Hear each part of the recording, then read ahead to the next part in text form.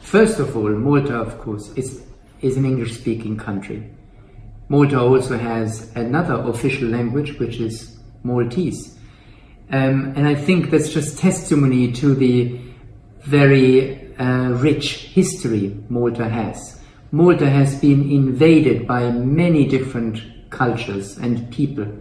And that's what you can see when you walk around in the many different old villages and cities like Valletta and Indina. It's a very rich history you will find here.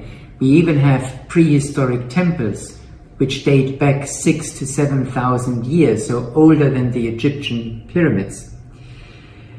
But the latest history, I think, is why you're coming here in the end, because if it was not for the British who left Malta in 1964 and ended Malta as an English colony, you wouldn't come here because Maltese wouldn't speak English.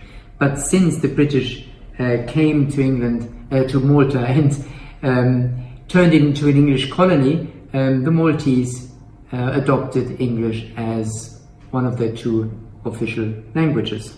So it's definitely a unique mixture of history. Of course, the weather helps as well, and its people. I find Maltese people to be very welcoming, friendly. Some people think they shout at each other, but that's when they swap to Maltese and they speak Maltese language. It sometimes can hear sound very harsh, but it's just the language. So, but apart from that, I think it's a great place to see a tiny country being a melting pot of different cultures. So I'm sitting here now in my office. It's January, end of January, and this is by far the coldest time of the year. However, when I say cold, I mean cold in a relative sense. We still have a lot of days where with 15, 16, 17 degrees, sometimes 18 degrees during the day, and it's sunny.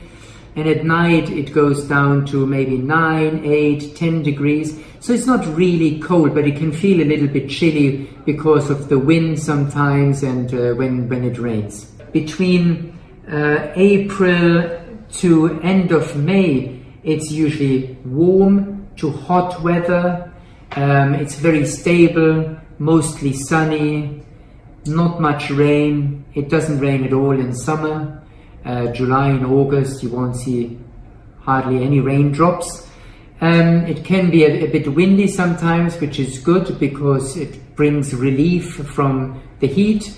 But it's a very pleasant climate, and it's especially great because since we have all these fantastic beaches and rock and this beautiful crystal clear blue sea, you have plenty of time to swim between, I would say, May and November even. It's safe. Malta is one of the safest countries on the planet. There's no doubt. Obviously, you can always encounter some petty crime, which you would see anywhere in the world. Maybe some theft, pickpocketing, but overall, it's one of the safest countries on earth. You can walk around at night at any time. You will feel safe. You don't have to worry about your belongings, hold on to your bag or anything like that. You don't have to do that here. You're very safe in this country. We have host families and residences. When it comes to host families, all our host families are a maximum of 30 minutes away by public transport. There are some host families in walking distance, but we cannot guarantee that. Public transport here in Malta means buses.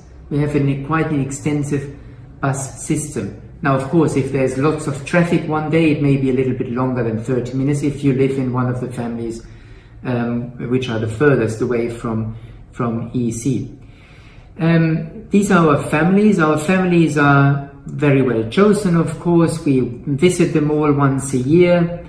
They all have to have a license which is issued by the Maltese Tourism Authority. And we know them all very well because our host family manager has been with the company for 23 years. So she knows every family very well and has a very good rapport with them as well.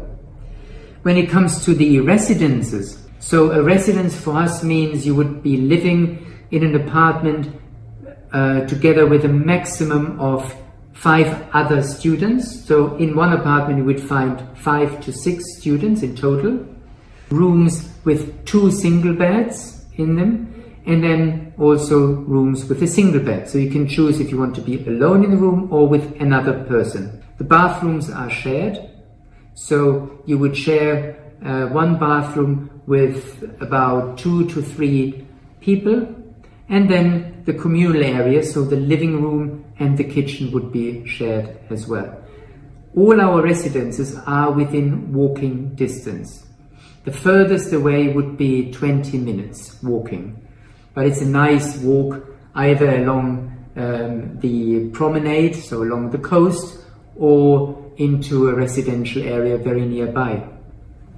And all our residences have a modern flair, so they have a modern interior design.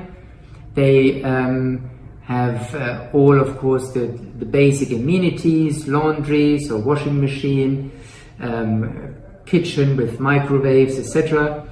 And depending on the category, we have 2 categories, the standard and the comfort. You can also have guaranteed that we have an air conditioning in your bedroom. To be honest, should be aware that they will have a culture shock.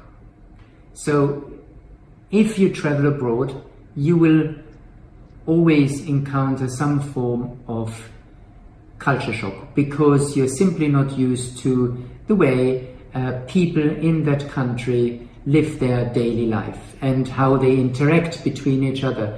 So it's very important to not think in your way. You're usually you're adapted to think, but be open to make these new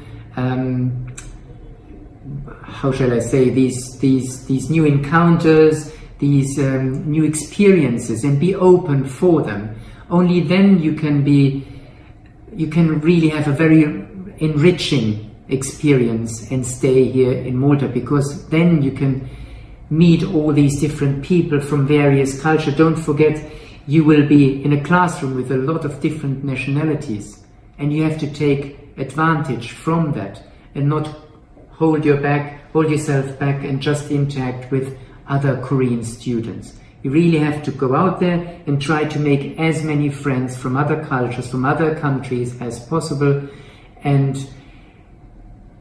let yourself immerse into that experience.